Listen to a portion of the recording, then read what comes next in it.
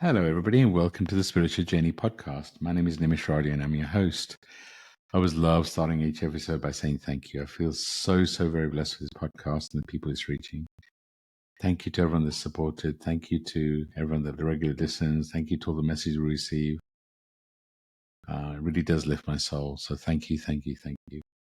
I am an Akashic record reader, an Akashic trainer, podcast host, podcast creator, as well as a spiritual coach and mentor. I love what I get to do. I get to guide people to truly be their authentic selves, to work through the programming and shine the light in the way it's meant to. I feel like we're being really pushed to become our authentic selves, to connect with our gifts, connect with our guides. And I get to guide people to do that. So I feel so very blessed with what I get to do. This podcast wouldn't be where it is today without my beautiful co-host. I'd love to introduce the amazing, the stunning, the healer extraordinaire and published author, Stacey Brown. Stacey, over to you. Hi, friends. You know, I've got to do that, right? It's so good to be here and to be back recording another episode for you. My name is Stacey. I'm an intuitive. I do readings for people from around the world. I'm also an Akashic record reader, a spiritual coach and mentor, and as Nimesh mentioned, a recently published author. My book, Journey to Soul Center, Discovering the Gift of Surrender, is available on Amazon and Audible. Really excited for this episode today. Beautiful. Thank you, Stace. And one of the beautiful things about this podcast and the work I get to do is I get to work with some amazing, beautiful souls. I'm excited to have Sangeeta on this week's episode. I've known Sangeeta for many years. I met her through the work I did with Sidra. More recently, we've been mentoring her, and she's such a beautiful soul and shining a light. And she's been through so much, and she shares so much beauty with the world. So, Sangeeta, I'm excited to have you here on this episode. I'd love for you to introduce yourself. Thank you very much. My name is Stacey. I'm honored to be here. Very grateful. Hi guys, I'm an award-winning life coach, rapid transformational therapist, spiritual coach, energy healer, and Akashic record reader. I think my introduction will be incomplete to say I am a proud mom of two boys, and I'm a broadcaster as well. So I do regular shows on local community radio BCFM every Thursday. So this is all about me.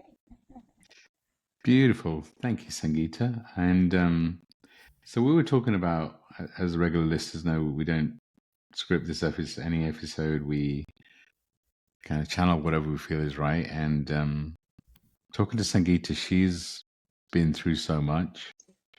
And we thought a good topic to talk about was grief.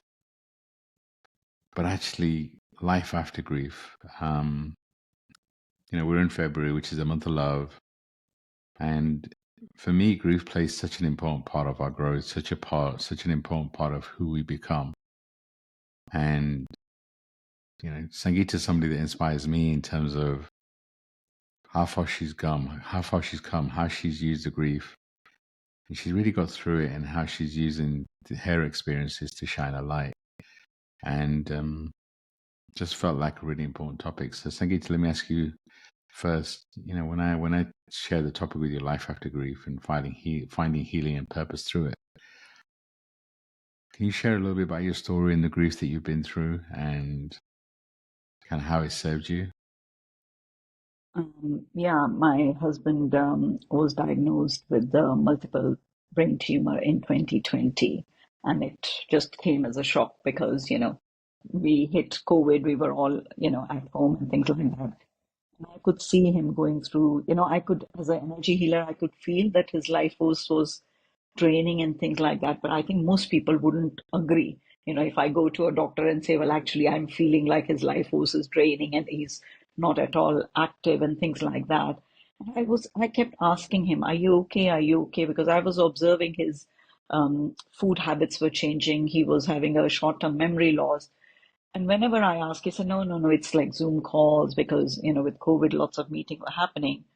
And something wasn't sitting right with me. And I thought, no, there is something not right about you. And I kept on saying to my boys, and they were noticing same thing, but my husband wouldn't take, like, no, don't worry, we are okay. And I remember as a family, we went for outing. It was my birthday in August, and we all went for a beach, just a day. And he got off, and I said to him, Mahesh, I'm just coming. I'm just going to loo and I'll come. And he said, okay, fine. And he turned around and he said to my older son, he said, where is your mum gone? After 5 seconds of I said, I am going. And he said, Dad, mum just told you where's she gone. And he said, did she? And then he turned around and asked my other son, I can't see your mum. Where is she gone? And my both boys just knew there was something really wrong. And they rushed and they called me and said, Mom, you were right. That there is something really wrong with Dad. We need to take him to hospital. And I said, okay, boys, calm down. Of course, I could really feel that they were shaking. They were really, their soul was like, oh my God, what's going to happen? So I said to my husband, okay, I said, can we go home? Let me drive home. And he said, no, I'm fine. I'm fine. Came home. Next day, he started to throw up and just doesn't stop. So we took him to hospital. And then next day, he was diagnosed with multiple brain tumor. And the shock was that, most of when we are diagnosed with something, we think that, okay, that can be healed. Yeah. Nowadays, technology is so advanced, science is so advanced. But the doctor told us that he has less than 6 months to live. And, and, and that was a shock. So for us to take that in was very, very tough. But I think what happened is in that moment, something in me shifted. Like we say, grief has different stages. And first could be denial, it could be anger. And I remember not going into denial because I'm very conscious person. I'm very aware. And, since childhood, I have faced a lot of challenges. So I never shied away from challenge, although my first reaction could have been that. It was anger. And it was anger towards my husband and saying, why didn't you listen to me when I was noticing? But then I thought, okay, that's done. And I remember just running out in the hospital ward and just screaming and letting my anger out. And my first reaction was, okay, let me accept what the challenge is and let's now do what we can do. Although it was tough, but I felt that I had to just come into that role very quickly within few minutes or after he was diagnosed because I didn't have any other choice. Because if I would have broken down, not in the sense of crying, of course I did, but I felt that all the weight was on me suddenly, taking care of my husband and my boys. So yeah, I took that role on, but it was tough. So, and then we lost him in 2021 after the operation. Although he was given less than 6 months to live, he actually lived 14 months and we did a lot of things with him. But it was tough time.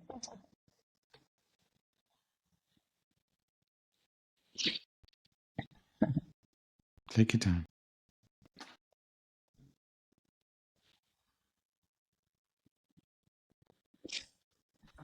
Yeah. So that's where my journey started. You didn't know. I thought I had gone through pain and I know pain.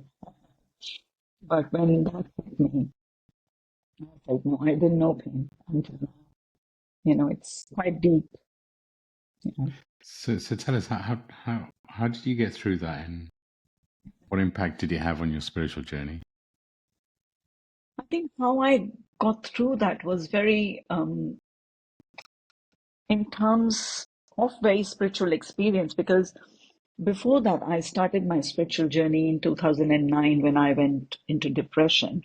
And I started to work around myself. And I need to mention there was a beautiful teacher.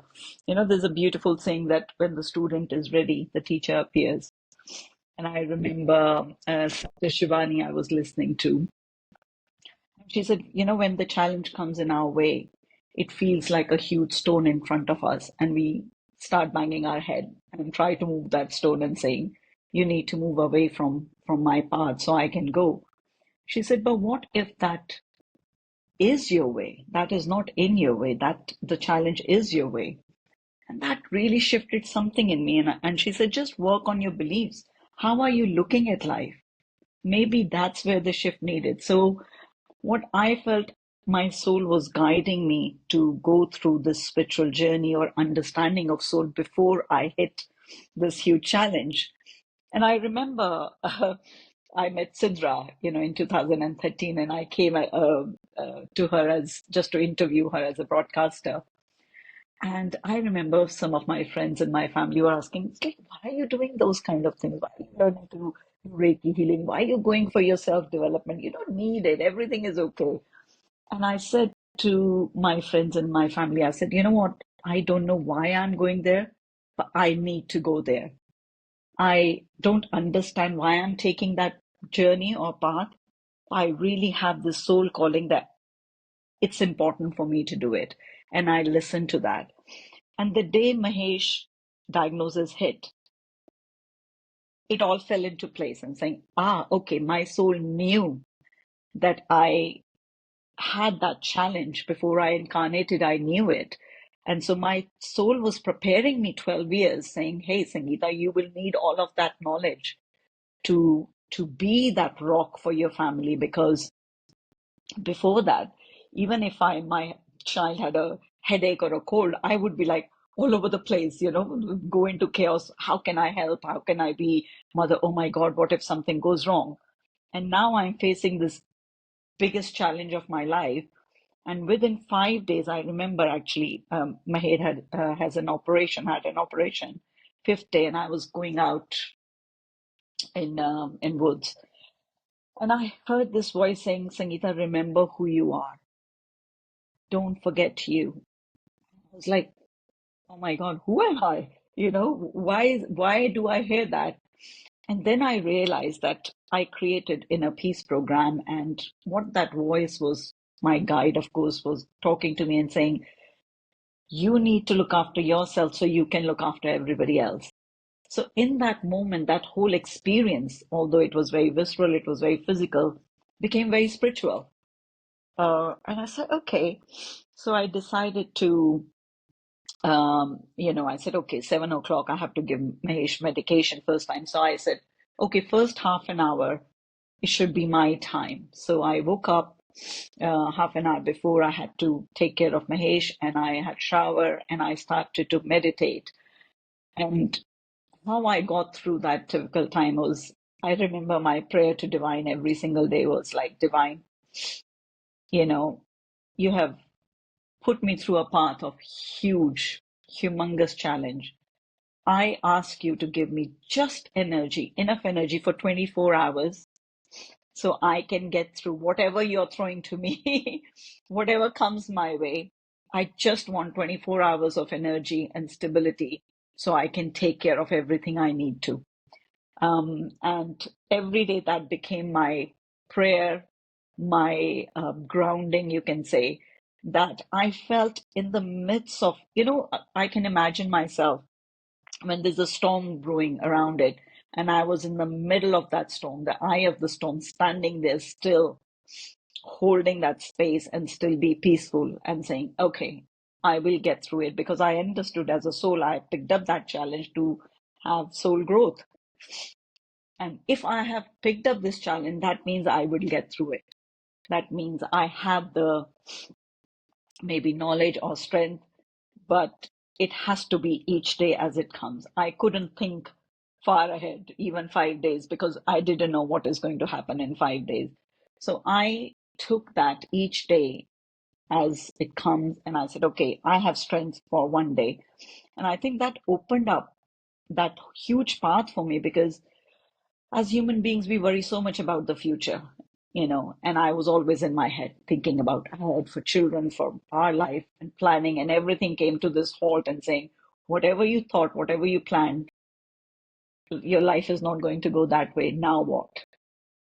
So I had to just get through that each day as it came. And then, after Mahesh passed away, I hit rock bottom, because those 14 months I was not, apart from doing meditation, I was not taking care of me, because my kids were falling apart with, panic attacks and everything else, and worry about the future and worrying about me.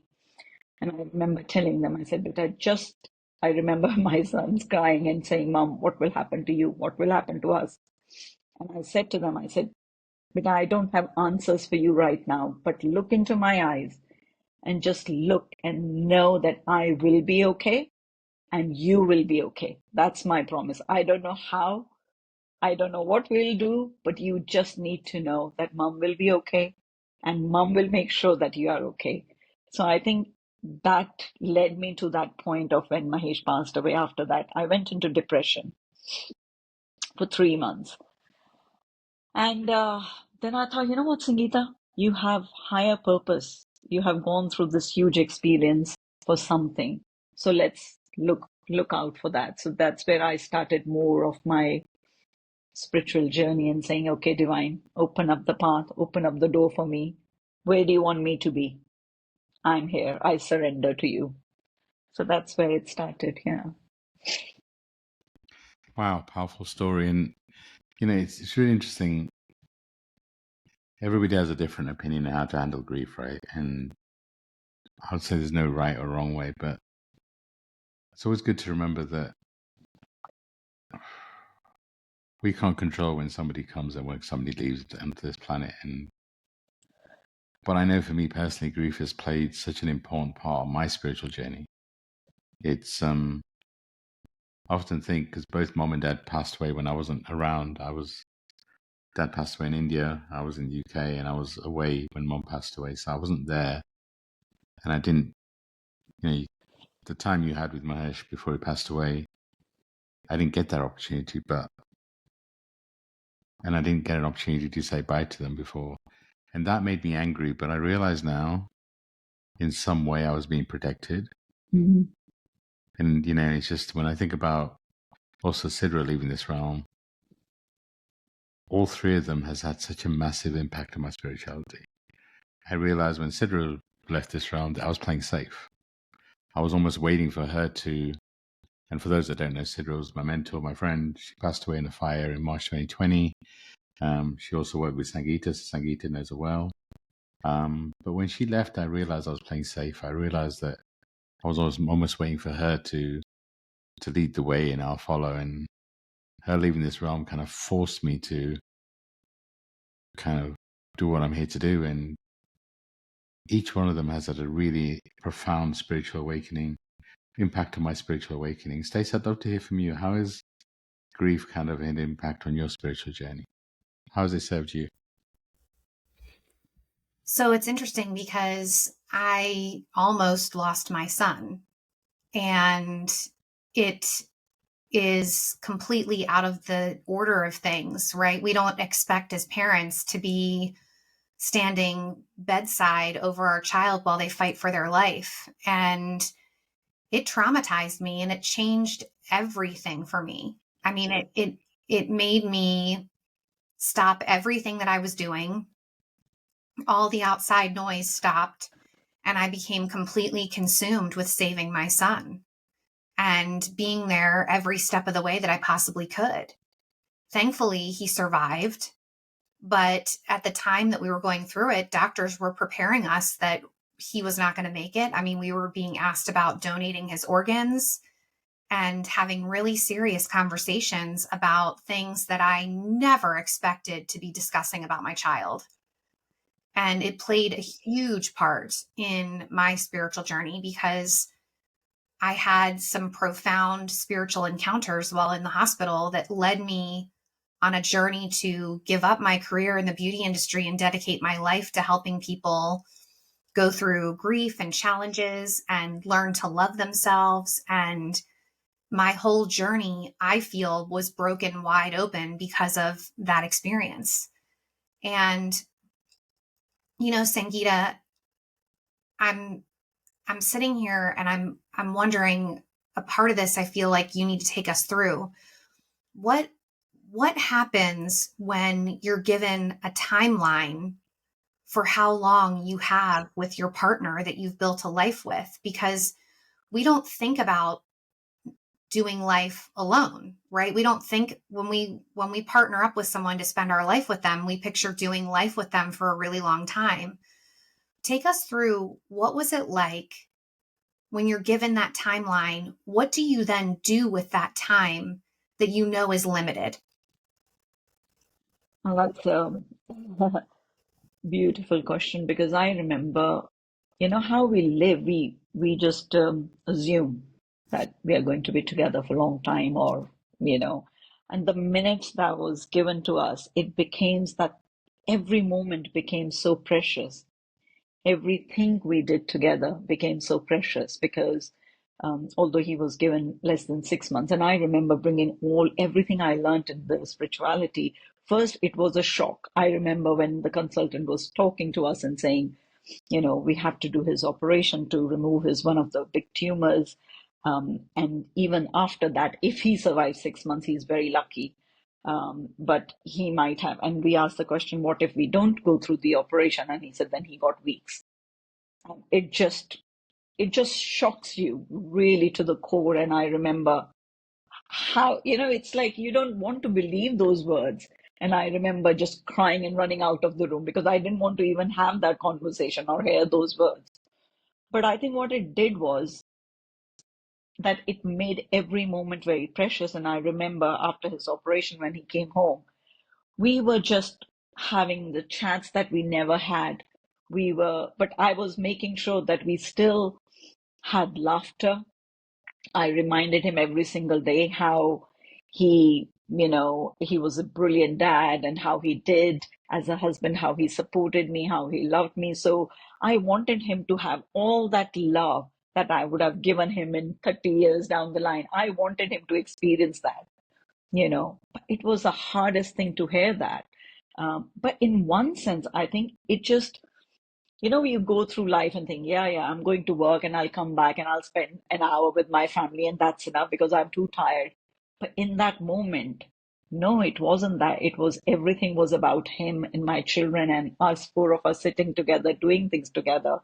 And it was like every moment was breaking my heart. It's like your heart is broken open like nothing else.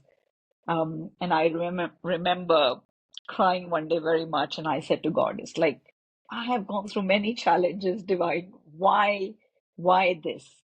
Why such a huge challenge? And I remember um, I was talking to somebody else who was going through difficult situation, not as huge as this, but I said to them, maybe God chooses his strongest soldiers sometimes to go through this because he knows we can go through it and still shine. So it was heartbreaking every moment, but trust you, we made most of it. You know, I remember asking him, what does he want to do? So one of his biggest wish was he wanted to go to Wembley and watch England playing match. And that was like September, he was diagnosed. That match was in June. And his oncologist, oncologist was asking, Mahesh, what would you like to do? He said, I would like to go on the match in June. And doctor's face just fell and saying, you might not make it. And then, of course, we understood. So he said to me, he said, Mrs., do you think that's really silly of me to think like that? And I said, no, Mahesh. I said, doctor don't know. That's your heart desire. I said, I want you to picture yourself being in Wembley Stadium, watching England play, hearing all the sounds. I want you to hold on to that desire. And because that's your desire, and just will make it happen. And guess what? He was in Wembley watching England match because I was bringing everything I learned, all the spiritual laws, how to manifest things. And I said, we'll hook that energy to that and we will bring it back. And the thing was, another thing was I wanted to mention is being authentic because he didn't get the match tickets and he was really angry with the person who picked up the phone and he said, but I want to watch the match and how come this is. And that guy was saying, sir, I can't take ticket from anybody else and give it to you. But he didn't know Mahesh's story, what was happening. So I said to Mahesh, can I take a phone and I can just talk to that person? And I said to them, I said, hi, I said, I'm sorry, I know my husband is getting a little bit frustrated. So I just opened up and I cried. I said, look, listen, it's my husband's desire, and he doesn't have long to live. I said, is there any chance I can make his dream come true? I said, I'll be very, very grateful for that. And he said, he just said, I'm so sorry. He said, you tell me which one you want to bring your husband. And I said to him, I said, look, he has to be on a wheelchair now because he's struggling. And he said, you have just given me the answer. He said, we have got so many disabled spots for tickets. He said, Mrs. Dewan, you tell me how many matches you want your husband to be in, and I'll make sure it happens. You know? So it's about being authentic, being real, although it was tough, but he was there watching that. So I think that huge journey of him not being there for long. I said, but you're here today. Let's do what we can do today. Tomorrow, nobody knows. Although he was giving that limited time, but he expanded that time. He exceeded that I because love it. we kept doing that. And I had a list of things he wanted to go to this restaurant, do that. And I said, Mahesh, I promise I'll try my best to So fulfill your beautiful. wishes. And I tried my best. So, so beautiful. I have to ask, did England win? Huh? Did England England win? won. England won those matches, and it was so funny. I said, Mahesh, we were supporting England, and I couldn't, and my son could take him as well because they give one free ticket, so my son could experience that with his dad. But imagine if I wouldn't be vulnerable, or Yeah. I wouldn't have spoken my truth, nothing would have So, happened. And I so remember beautiful. Mahesh hugging me so much and saying, Mrs. You're magical. He said, how come you make things happen? I said, just by being real and authentic. I said, sometimes it's difficult to be vulnerable, but I knew how much it meant to you, so we'll Wow. make that happen. That's so beautiful. I mean, it's the magic moments, right? It's Yeah. You created those magic moments. That's so, so beautiful. I love it. I love it. And it's just, when we put ourselves out there, how much the universe supports us is so, so beautiful. Mhm. I want to ask you the same question I asked Stace, which is, grief and the grief that you went through, how did it impact your spiritual journey? It opened us up in such a way. And what I felt, how it opened me up, it actually forced me to look at certain things that I didn't look at since I was young. There was a lot of trauma in me. And how I explain grief is that, when there's water and you drop a heavy rock in it and the mud comes up. And I felt that grief was when I hit rock bottom. There was a lot of things that came up for me to look at, which I suppressed knowingly, unknowingly, or it was in my subconscious. So I felt in the beginning it was tough because I was not just dealing with my husband's passing away and all the practical things of it, but I had to then deal with all the trauma that was coming up. And I think by looking at it and dealing with it, it opened up so much more gifts that I have. Like you guys shared, I got connected with you. I met Stacey. And I just was then looking for my gifts and saying, okay, I got through this because I had certain knowledge, spiritual knowledge, and I went through that 12 years of journey. But how can now I help others to heal? You know, and one thing I really realized, it was coming to me throughout previous years, but what came to me was, I think, something similar that you say, Nimesh is, Mahesh is, I think, around me. His name is coming. Was that, pain is part of our life, but suffering is self-created. And that journey when I took, I saw that yes, I have gone through many challenges, but many a times I have created suffering for myself by staying in that space, by talking about it again and again and not healing. And I thought I need to share that with people, saying, you can heal. You don't need to sit in the same space. Yes, you have gone through challenges. Yes, you have gone through pain, and pain opens you up for so much. We look at life differently. I now, every morning I wake up, I'm grateful for taking that breath. I know so many people haven't even woken up. So many people have lost their loved one. I see my kids are okay. I'm grateful for that. So I think that's one of the biggest gifts this journey has given me, is that I'm grateful for every moment, be it painful, be it joyful, be it challenging. So I think that's one of the biggest gift I got Wow. going So through this powerful. journey. So powerful. I love it. You mentioned that you can feel Mahesh's energy around you, and you know, it's always interesting grief, right? And I've spoken to a lot of clients and people about connecting with loved ones, and people have different experiences. How has it been for you to connect with Mahesh? Do you feel him around you? You mentioned you feel him right now. I can feel his energy around. How has that journey been for you to connect and feel his vibration, feel him supporting you from the other side? I think I didn't realize that I have heard about it that, people when they leave, they are still around you, you can call upon them. I think my experience was one of the profound experience was he was coming in my dreams after he passed away a few days, and he was still coming in a state of him being ill, and I didn't like seeing him that because he was such a joyful person. I have never heard him complaining about his health or anything else. Yes, few other things, but he was just so full of life. And I remember waking up 4 o'clock in the morning and crying my eyes out because I was like, I'm tired of seeing him sick, you know. So I just woke up and I just, like told him off. And I said, look, Mahesh, okay, I know you want to connect with me, but not this way. I said, I don't want to see you ever again ill. I know you're free of pain now. I said, if you want to ever come in my dreams, I want to see your joyful face. I want to remember you like that. This is too painful for me. I said, why are you torturing me now? I have gone through so much pain.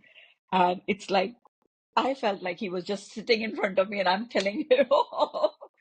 And guess what? After that day, he never came in my dream being sick. He came once in a while, but he was okay. He was happy.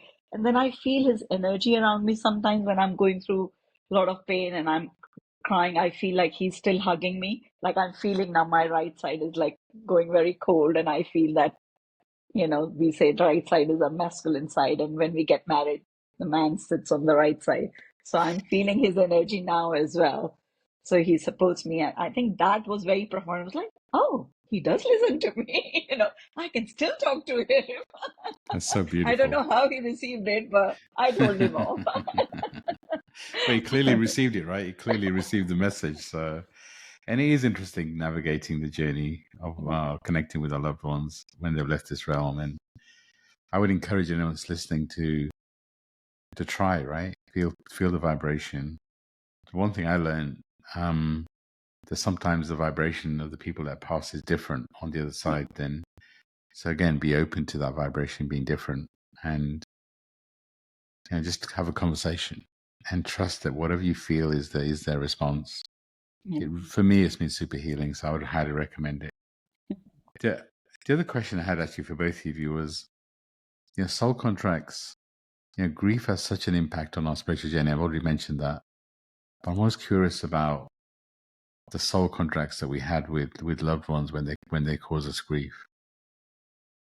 And how does that feel for you, Sangeeta, when you know that, let's say we assume that you had a soul contract with Mahesh to cause you this grief that actually led to spiritual expansion? How does that make you feel? I think it feels quite true, the whole statement, because I remember actually 5 years before he was diagnosed, I went and did past life regression, and I saw him in there, and it was in that lifetime I actually left him. He was heartbroken, you know. Um, and like I believe in karma, I believe in we have soul contracts and we have to really, fulfill our destinies and things like that. And few years before Mahesh was diagnosed, one day I had this vision when I was doing prayer that he's going to go very early. I don't know how, but he doesn't have very long, with me on this planet. um, I remember that day I was just, I felt so sad, um, but I felt so stuffed because I couldn't share that with anybody.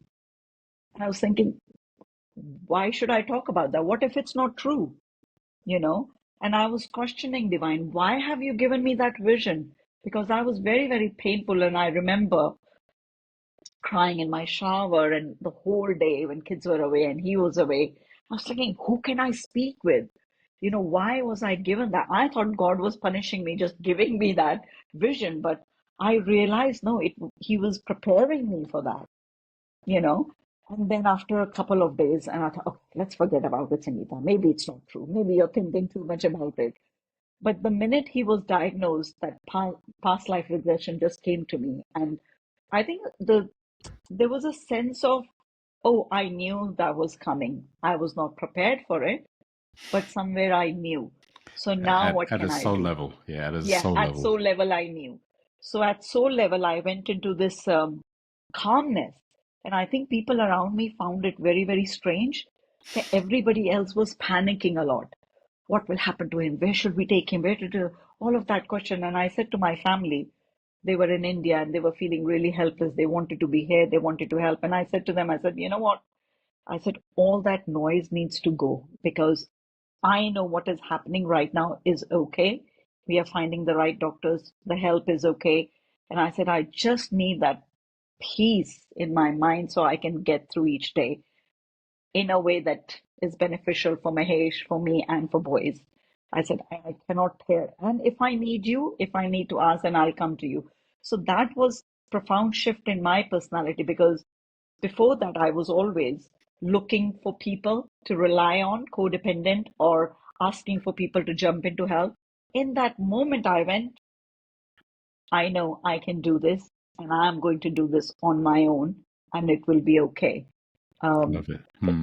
It's that it's inner strength you strange. found. Yeah, it's that inner Yeah, strength you the found from strength that I somewhere. never thought I had. Yeah, I so never thought powerful. I had that strength in me. I found that, yeah. Yeah, it's interesting when you're pushed into that, because I remember when my dad passed away, we always kind of thought, how, because they were both in India, mum and dad, but mum found this strength from somewhere. I have no idea. Still to Yeah, this day, she was, I mean, obviously we had help over there, but she found this strength. And it's just like, I always kind of thought of her as needing dad, but it's really interesting. yeah. One other Taste, thing, because go I on. was complaining to God and saying, it happened in COVID when nobody can even come home to help me. So those 14 months, I had to struggle really on my own, really. And I said to God, it's like, why are you Hmm. doing this? That I can't even get help if I want. But I think it was just after that time, I just think if I have gone through that Yeah. huge on my own, And you that found the means strength.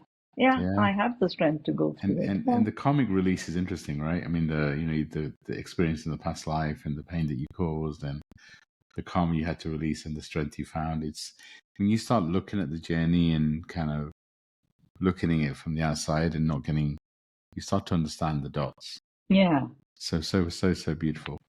Stacey, I want to ask the same question to you about soul contracts and grief. And you already talked about the impact your son had, and to me that feels like a soul contract that you had with your son to kind of guide you to spiritually awaken. And by the way, you didn't mention your books. I'd love for you to mention your book because it's but soul contracts and grief.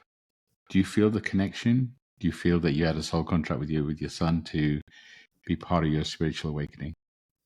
I feel that I had a soul contract with every single person involved in the process with my son, from the doctors to the nurses to my ex-husband to my other children. I felt that every single interaction was a contract and was taking me on a journey of self-discovery and self-exploration that I had no idea how I was going to navigate, how I was going to get through it. But it took me to the core of my being where I had to really fight my way back. It was Yeah. it was and still is the most challenging thing I've ever been through in my entire life. That's And something beautiful you mentioned, Stacey, is, like when I was going through as well, after grief as well. That's one of the things I found. It was journey back to myself. I had to find myself, my strength, but myself. Who actually am I? Because till that day, I was just playing the roles of a Mm-hmm. daughter, of a mother, of a wife. And after my husband passed away, I felt like I'm left in this void to just find myself. I was lost. I was lost, and it's like, who actually am I? If I'm a wife, my kids don't need me anymore. They're grown up. They need me, but in a different way. And yeah, it does take you back to yourself, isn't it? So So, beautiful. Yeah. So, and this is kind of where I was going to go next is that, Sangeeta, you just mentioned it, right? The soul contract you had before that, you were, a wife, a mother, and all of a sudden the experience actually that you both talk about, I feel was forcing you to find your authentic self. So what was the new normal? What is the new normal? What have you done to find that version of you and create a new normal? What have you done? What's your journey? What would you recommend to others? Sangeeta, I'll go to you with that first. yeah, I think for me, it was just asking myself simple questions like, Sangeeta, what do you like? What would you like to eat? What do you like to do? Where do you want your life to go?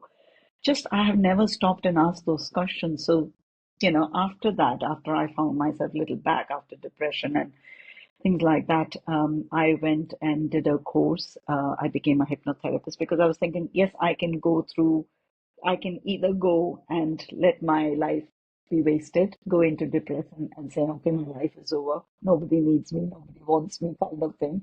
Or I can use all the gifts and things that I have learned and enhance that, get more qualifications. So I went and became a hypnotherapist. I came to you and became, you mentored me. And now my new norm is, of course, waking up to myself, taking care of me, loving myself, which was alien to me, because I loved loving everybody else, but loving myself was very strange. How do I love myself? But waking up and asking myself question, how do you feel? What would you like to do today? Where do you want, how do you see your life? So I think that whole self journey, because I found that purpose amidst pain, you know, and I think that was profound for me, loving myself. And I think self care and self love, how I now understood is like I see myself as a tree, and I explain that I have to water my roots because my kids, my work, everything is like branches and fruit. So I ask people, you don't water fruit or branches or flowers, you water roots. So when you water roots, everything else gets taken care of.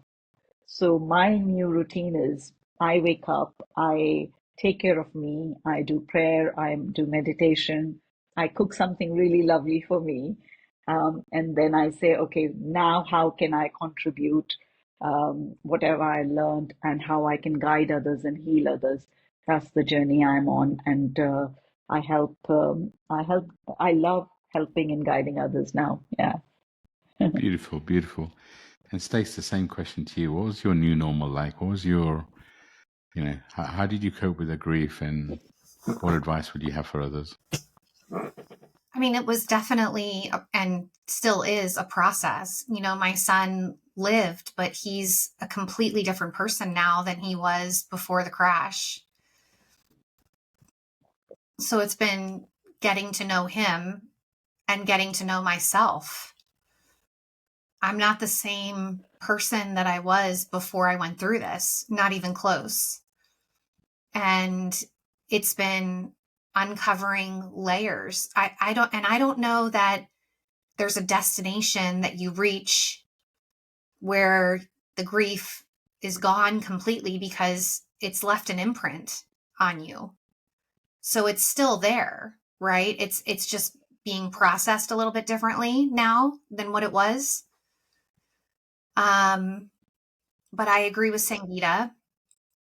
It's been about learning to love myself and care for myself and meeting my own needs and making sure that those needs get met on a regular basis has given me the space to process the grief and to get to know this new version of myself. And I'm still getting to know her. I'm still uncovering layers, and I will forever. So beautifully said.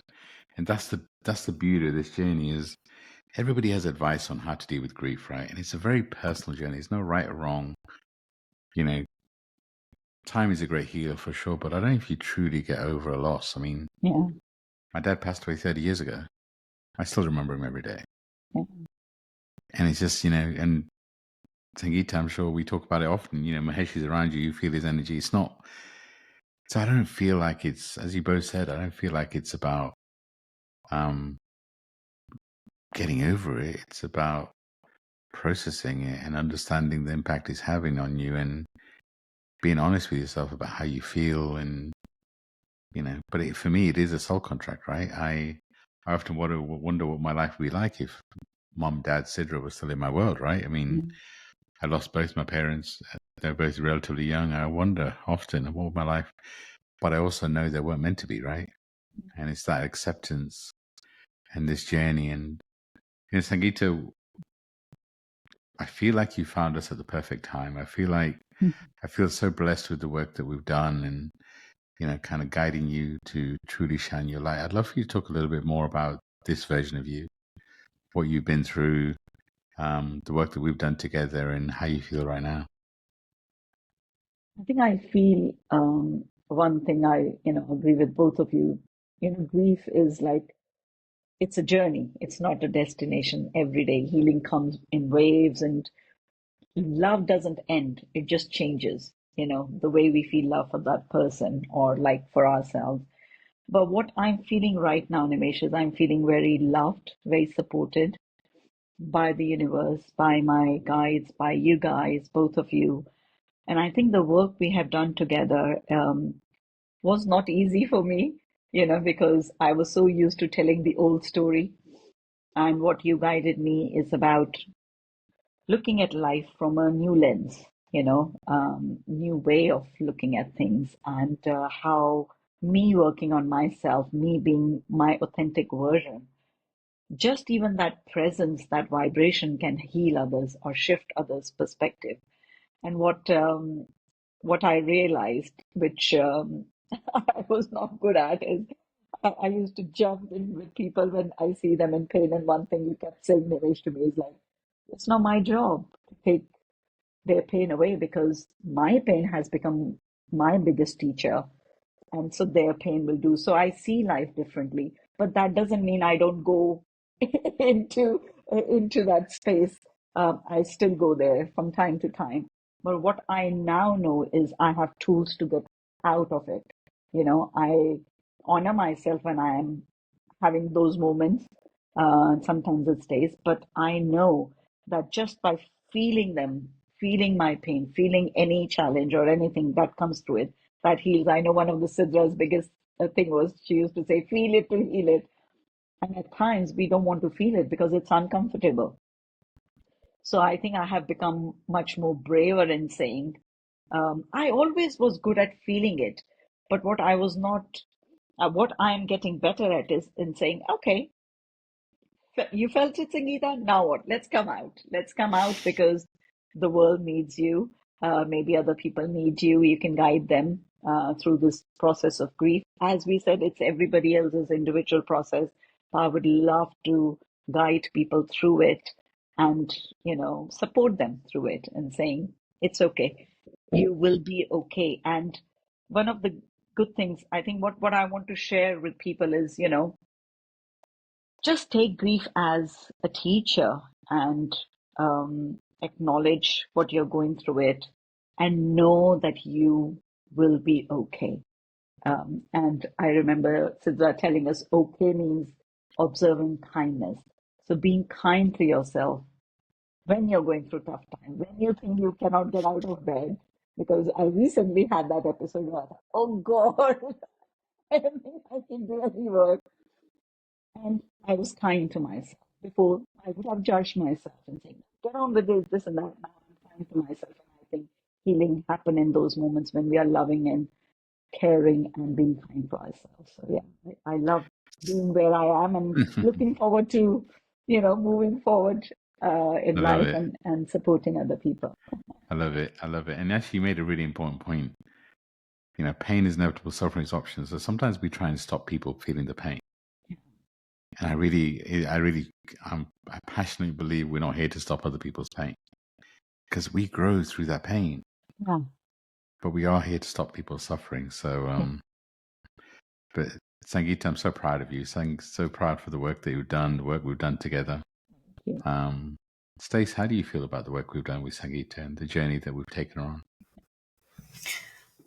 It has been inspiring to see you grow, Sangeeta, and to see you step into your purpose more so now than ever.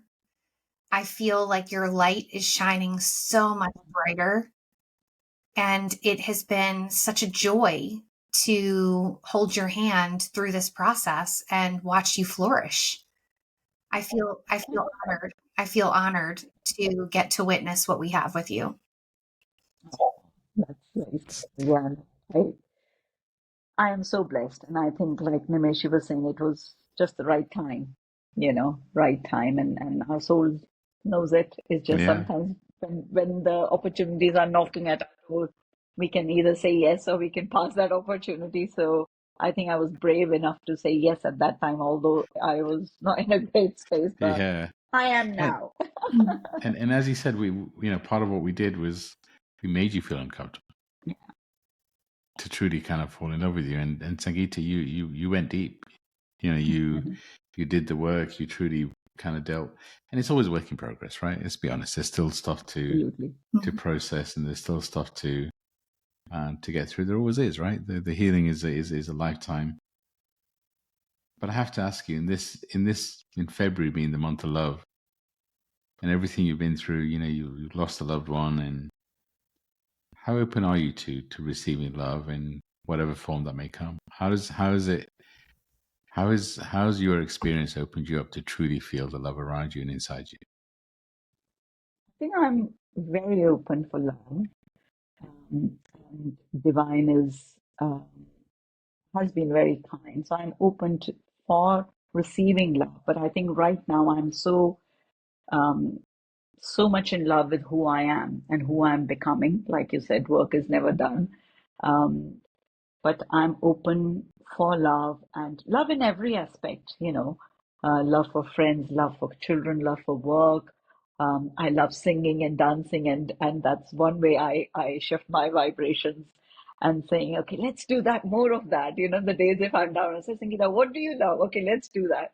So I put Bollywood music on and I'm dancing away around the kitchen, cooking my meal.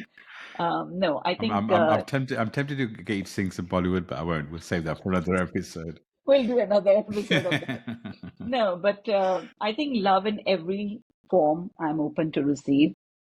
And it feels good. It feels good to think even about being loved by somebody else. But right now, I'm spoiling myself. So, yes, in February, I will spoil myself. I already have few plans. But yeah, looking forward to I love it. I love other it. love to come. I wonder if you realize how much your vibration has changed over the last few months. Even your smile and the energy, and that for me is the greatest. Seeing your light, seeing your vibration, seeing your smile, you're hearing your laughter. Yeah, it's beautiful. So well done for doing the work. Stacey, I have to ask you, February being the month of love, you obviously come to the UK to spend time with your partner in the UK. So I'm guessing you're feeling the love in February, but how do you feel about love in February? I feel inspired by it. And I feel like the journey starts with us, and then we radiate that love out and it comes back to us tenfold. And so I'm just embracing this season of love, and really focusing on caring for myself and showing up for myself and allowing that ripple effect to take place. It's beautiful. I love it. I love it. I love it. So, Sangeeta, as we get close to kind of finish off this episode, I'd love for you to share, what does the future hold for you? What are you working on? How can people reach out? How can people work with you? And whatever's in your Yeah. heart, please share. Well, I work with people who are going through grief, who are going through, you know, who are anxious about life, who don't know where to go. Is their life after losing someone? So I'd love to work with them. And I'm a spiritual coach. As a hypnotherapist, it works really, really well with grief. So we can go in there and in our subconscious and release the burden of that we are carrying so we can have life afterwards. So people can find me and go on my website. I've created actually very simple, powerful quiz. The sometimes when we ask our friends or saying, well, how are you? Our normal answer is, yeah, I'm fine, or I'm doing okay. So I created a quiz saying, how are you really? And so people can go on my website, sangeetadewan.com. I'll share the link with you, Nimesh, and we can post it. And just take that quiz. Uh, Take less than 2 minutes to do it and look at every question and answer honestly. It's going to give you this whole map of where you are in your journey. Are you ready to receive help? Are you still struggling? And just knowing honestly where I am, I think is the biggest gift I can give right now. And I do radio shows where people can tune in as well. And I share my journey, what I have learned. Through Akashic record reading, I'm helping souls to get to know their journey.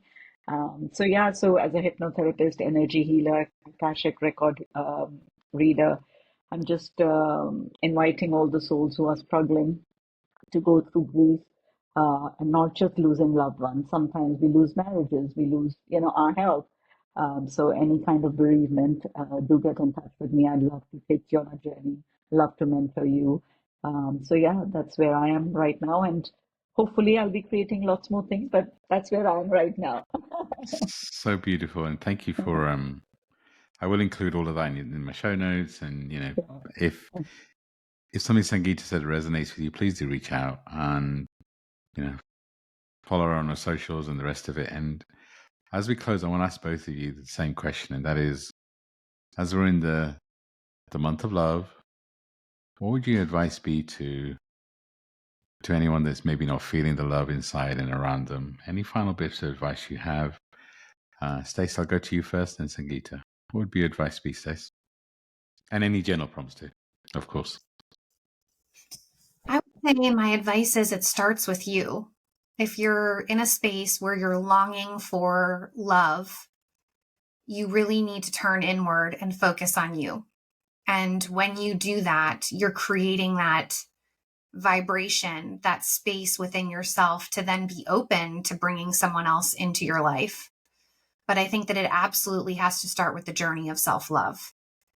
And I would ask our listeners first the question, do you love yourself?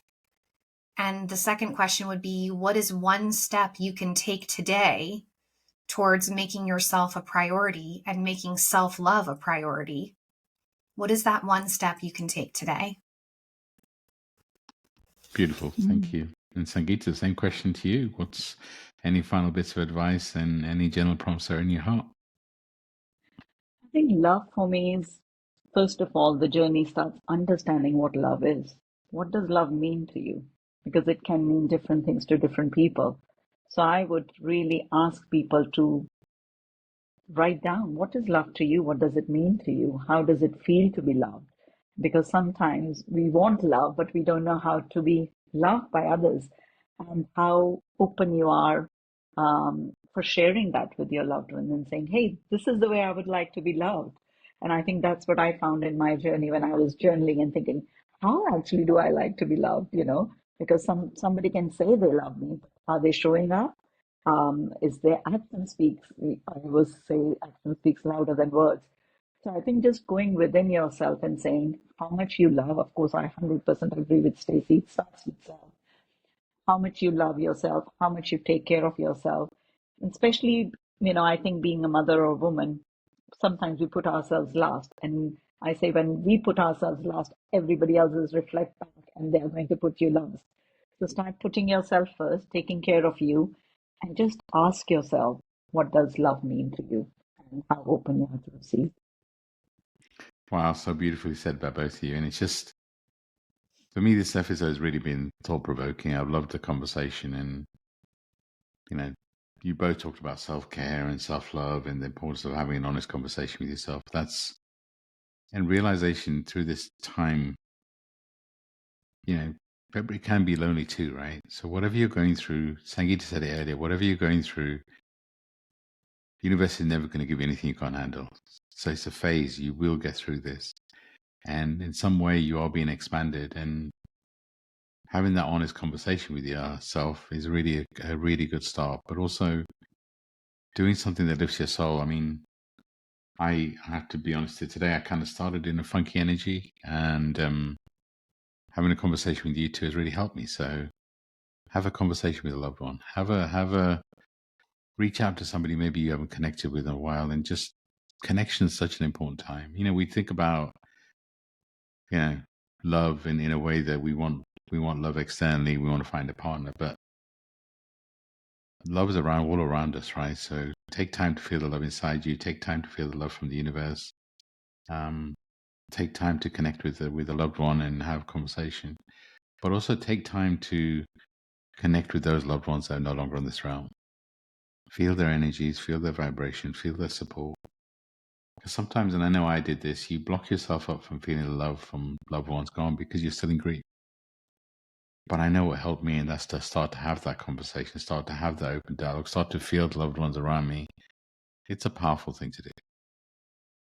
Thank you both for such an amazing conversation. I feel like we could talk for hours about these topics, and there's so many areas. Yeah, there's so many areas I feel we could have gone deeper in. I'm sure we will in a future episode. But sending so much love and light out to everyone that's listening. Allow yourself to feel the love inside you. Allow yourself to feel the love around you. Feel the love that we're sending you. We're sending you so much love and light. And I'm going to go to Stace first to share any final words, and then to Sangeeta. So Stace, over to you first. I'm just deeply grateful that we had you on the podcast today, Sangeeta. I feel like you have an inspiring story to share with others. And this is just one platform, one avenue where you can do that. And so I thank you for being so open and vulnerable. And I'm sure you're inspiring many. So thank you so much. Thank you so much. I want to just say thank you for having me on the podcast. And I think we're talking about love, so I'm acknowledging that I have so much love and support from you guys. And yeah, I'm super, super grateful. I loved every single second of it. Thank you so much. I love it. I love it. I love it. And actually, we did talk about, so we will go live on Instagram live at some point over the next few days. So do follow us on the socials, and we'll carry on this conversation as we go on live on Instagram over the next couple of days. But sending so much love and light out to both of you. Sangeeta, I'm so proud of how you're shining your light. I love the work that we do together, and I'm sure we'll continue to create in the future. So sending so much love and light out to you. And yeah, this conversation could have carried on for hours. So, but thank you. Sending so much love and light out. Bye for now. Thank you so much. Bye-bye.